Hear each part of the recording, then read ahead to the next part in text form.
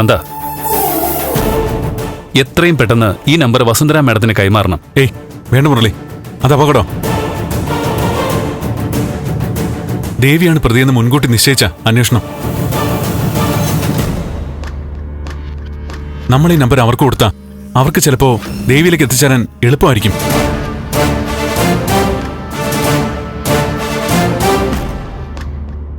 ദേവിയെ കിട്ടിയ ഒന്നാം പ്രതിയായിട്ട് എഫ്ഐആർ ഇട്ട് ജയിലിനടച്ച് റിമാൻഡ് ചെയ്യും. അത് വേണ്ട.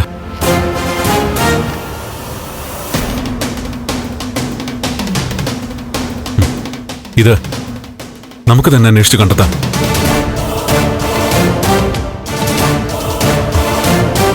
ഈ നമ്പർ ഒരു ജീവശ്വാസമാണ്, പ്രതീക്ഷയുള്ള വലിയ വെളിച്ചം. നമുക്ക് മുന്നോട്ട് പോവാൻ വഴി തെളിഞ്ഞു.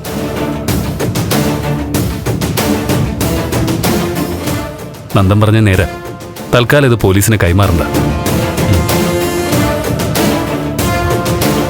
മോളെ, ഇനി എപ്പോ ഏത് അറിയാത്ത നമ്പറിൽ നിന്ന് കോൾ വന്നാലും അപ്പൊ തന്നെ എന്നെ വിളിക്കണം കേട്ടല്ലോ.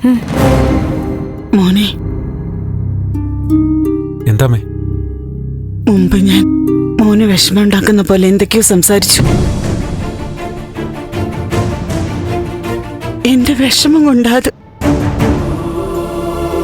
മോൻ എന്നോട് ക്ഷമിക്കണം. അതെനിക്ക് മനസ്സിലാവുമേ.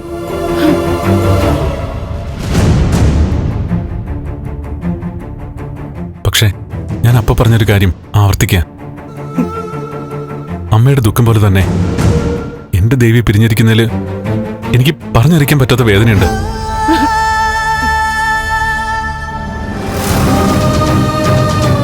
അമ്മ വിഷമിക്കണ്ട,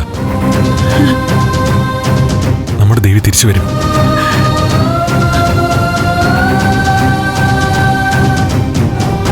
ഞങ്ങൾ പോവല്ല, ഇവിടെ ഉണ്ടാവും.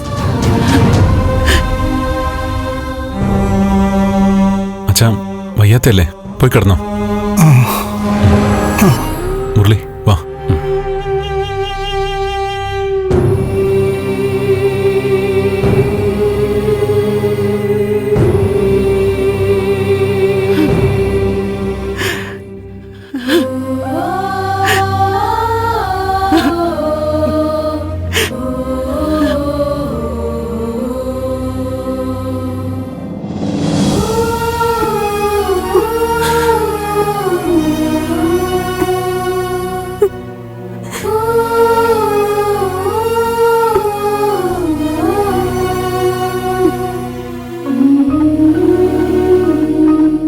ശബ്ദം കേട്ട് കാണും.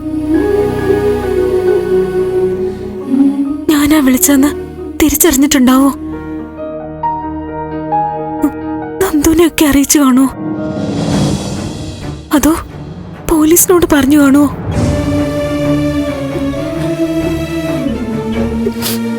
ജീവിതത്തിൽ എന്തെങ്കിലും ഇനി എനിക്ക് അവരെ കാണാൻ പറ്റുമോ? ഒന്നും അറിയില്ല. എന്നെ എന്റെ ജീവിതം എങ്ങോട്ടൊക്കെയാണോ കൊണ്ടുപോകുന്നത്.